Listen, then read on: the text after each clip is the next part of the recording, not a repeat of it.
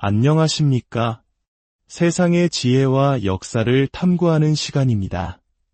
오늘 우리는 조금은 무겁지만 우리 모두의 마음 한편에 자리한 질문에 대해 이야기해보고자 합니다. 바로 세상의 끝, 즉 종말에 관한 이야기입니다. 종말이라는 단어를 들으면 어떤 이미지가 떠오르시나요? 아마도 재난 영화 속의 혼란, 두려움, 그리고 모든 것이 파괴되는 절망적인 장면일 것입니다. 하지만 성경이 말하는 종말은 과연 그런 두려움의 메시지일까요? 혹시 우리가 놓치고 있는 다른 의미, 희망과 새로운 시작에 대한 약속이 담겨 있는 것은 아닐까요? 우리 한국인들은 참으로 많은 격동의 시대를 거쳐왔습니다. 전쟁의 폐허 속에서 눈부신 경제 성장을 이룩했고 혹독한 금융위기를 함께 이겨냈습니다. 그 과정에서 우리는 늘 불확실한 미래에 대한 불안감을 안고 살아왔을지도 모릅니다. 그렇기에 세상의 끝이라는 주제는 우리에게 더욱 특별한 의미로 다가올 수 있습니다. 오늘 이 이야기를 시작하기에 앞서 잠시 여러분께 부탁의 말씀을 드립니다. 이 희망의 메시지가 더 많은 분들의 마음에 닿을 수 있도록 이 채널에 구독과 좋아요를 눌러주신다면 저희에게 큰 힘이 될 것입니다. 여러분의 작은 행동 하나하나가 절망 속에 있는 누군가에게 빛을 전하는 귀한 통로가 될 수 있습니다. 여러분의 가정과 삶 위에 하나님의 크신 축복과 평안이 함께하기를 기도합니다. 제가 종말론, 즉 마지막 때에 관한 책을 쓰게 된 동기는 어쩌면 아주 개인적인 이유에서 시작되었습니다. 제 나이가 이제 곧 70을 바라보게 되었습니다. 물론 앞으로 더 많은 세월을 하나님 안에서 살아가기를 기도하지만 제 인생이라는 모래시계의 위쪽보다 아래쪽에 더 많은 모래가 쌓였다는 사실을 부인할 수는 없지요. 인생의 황혼역에 접어들면서 저는 자연스럽게 그 다음은 무엇일까? 라는 질문을 스스로에게 던지게 되었습니다. 그리고 이 주제를 깊이 파고들면 파고들수록 저는 두려움이 아닌 벅찬 기대감과 깊은 위로를 얻게 되었습니다. 미래를 아는 것은 현재를 살아갈 용기를 주기 때문입니다. 미래를 주관하시는 분이 누구인지 안다면 다가올 미래는 결코 두려움의 대상이 아닙니다. 그래서 저는 이 책을 통해 종말에 관한 이야기가 결코 소수의 신학자들만을 위한 어려운 주제가 아니라 오늘을 살아가는 모든 평범한 사람들이 쉽게 다가가고 이해하며 그 안에서 정보와 격려를 얻을 수 있기를 바랐습니다. 많은 경우 마지막 때에 대한 이야기는 사람들에게 공포심을 조장하는 데 사용되고 했습니다.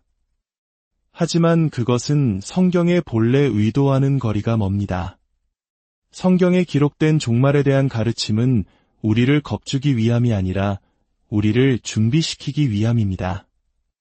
예수님께서 당신의 다시 오심에 대해 말씀하실 때 제자들에게 이렇게 당부하셨습니다. 너희는 마음에 근심하지 말라. 하나님을 믿으니 또 나를 믿으라. 이 말씀이야말로 우리가 종말을 대하는 태도의 핵심이 되어야 합니다. 그리스도 안에 있는 성도들에게는 두려워할 이유가 없습니다. 그리고 아직 그리스도 안에 있지 않은 분들에게도 아직 늦지 않았음을 알리는 희망의 메시지입니다. 언제든 준비할 수 있기 때문입니다. 그렇다면 우리는 마지막 때를 어떻게 준비해야 할까요? 어떤 분들은 모든 것을 버리고 깊은 산속으로 들어가거나 지하 벙커에 식량을 쌓아두어야 한다고 생각할지도 모릅니다. 하지만 성경이 말하는 준비는 그런 모습이 아닙니다. 만약 여러분의 집에 아주 귀한 손님이 오기로 약속되어 있고 그 손님이 언제 도착할지 모른다고 상상해 보십시오. 여러분은 아마 집을 깨끗이 청소하고 맛있는 음식을 준비하며 그분을 맞이할 준비를 할 것입니다. 이와 마찬가지로 우리 주 예수 그리스도께서 다시 오시겠다고 약속하셨습니다. 아버지 외에는 그날과 그 시를 아무도 모르지만 우리는 그 징조들을 통해 때가 가까워옴을 알 수 있습니다. 성경의 예언들이 우리 눈앞에서 하나씩 성취되는 것을 볼 때 우리는 마음을 가다듬고 우리의 삶을 정돈해야 합니다. 하늘에 계신 아버지께서 우리를 데리러 오실 때가 가까워지고 있기 때문입니다. 따라서 지금은 우리가 세상으로부터 후퇴하거나 숨을 때가 아닙니다. 오히려 정반대입니다. 그리스도의 오심이 임박했음을 알기에 우리는 더욱 힘써 전진해야 합니다. 가난한 이들을 먹이고 혼란에 빠진 이들을 상담하며 길 잃은 영혼들에게 복음을 가르치고 믿음이 연약해진 교회를 격려해야 합니다. 우리는 앞으로 무슨 일이 일어날지 알기에 더욱 깨어 세상을 섬겨야 하는 것입니다. 성경 예언을 연구하는 이들에게 1948년 이스라엘의 재건은 매우 중요한 사건이었습니다. 성경은 마지막 때에 이스라엘 민족이 다시 고토로 돌아와 나라를 세울 것이라고 예언했는데 그 말씀이 역사 속에서 그대로 이루어졌기 때문입니다. 그리고 오늘날 이스라엘이 수많은 적들에게 둘러싸여 있는 모습을 보며 우리는 에스겔서의 예언을 떠올립니다. 이 모든 징조들은 우리에게 잠에서 깨어날 때가 되었음을 알리는 신호와도 같습니다.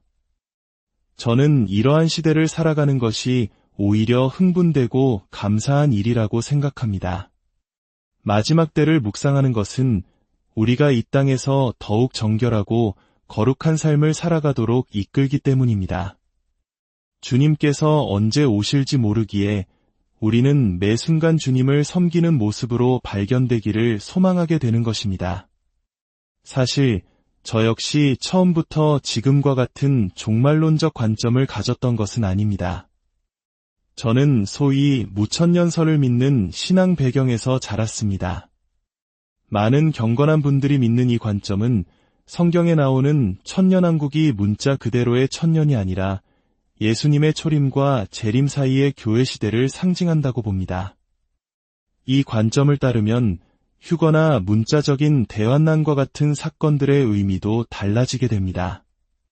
하지만 저는 신앙이 깊어지면서 성경을 더욱 깊이 연구하게 되었고 약 10여 년 전부터는 그리스도께서 이 땅에 문자 그대로 천년 동안 통치하시는 천년왕국이 있을 것이라는 믿음을 갖게 되었습니다.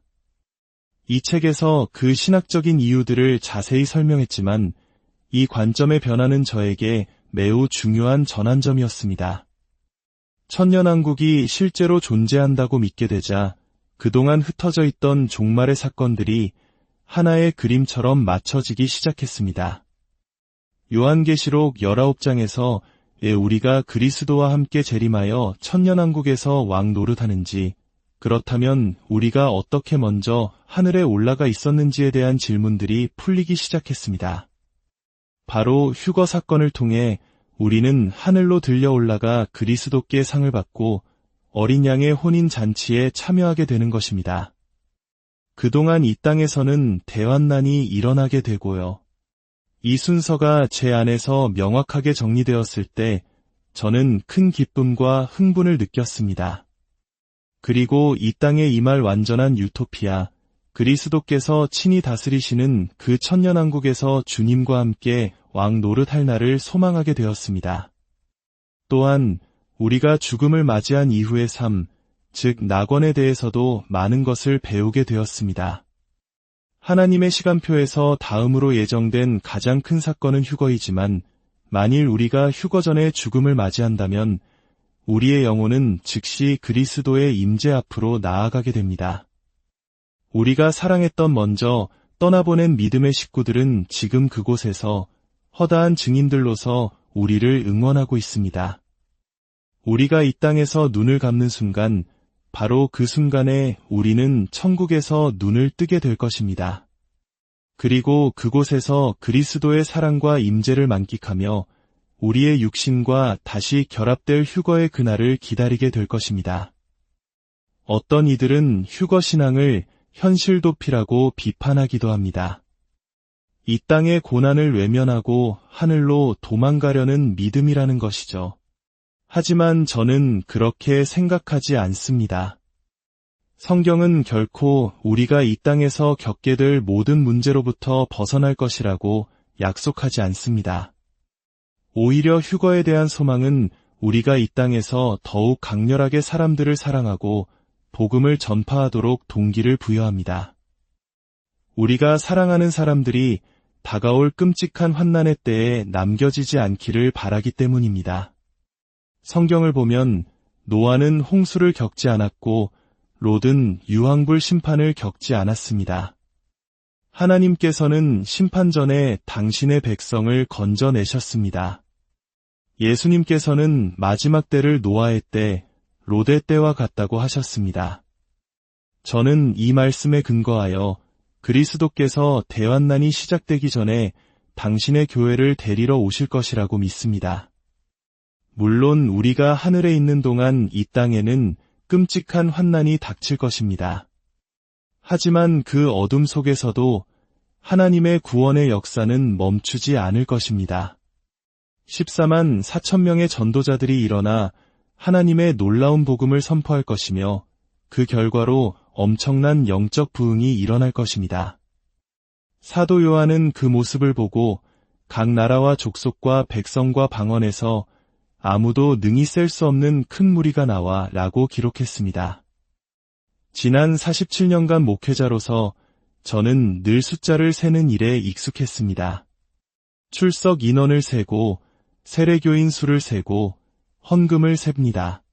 하지만 그날에는 그 누구도 그 수를 다 셀 수 없을 만큼 수많은 영혼들이 구원을 받게 될 것입니다. 환난의 때는 끔찍하겠지만 결코 우리 하나님의 은혜를 넘어설 수는 없을 것입니다. 최근 들어 왜 이렇게 많은 사람들이 종말론에 관심을 갖는 것일까요? 저는 이것이 전 세계적으로 사람들의 마음을 움직이시는 성령님의 역사이기를 기도합니다. 특정 국가나 지도자 혹은 세상의 철학에 소망을 두지 말라는 경고의 메시지일 것입니다. 오늘날 우리는 제3차 세계대전이라는 말을 너무나 자주 듣습니다. 제가 살아온 평생 동안 지금처럼 전 지구적인 갈등의 가능성이 높았던 적은 없었습니다. 사람들은 이 불안한 소식을 들으며 앞으로 무슨 일이 일어날지 알고 싶어 합니다.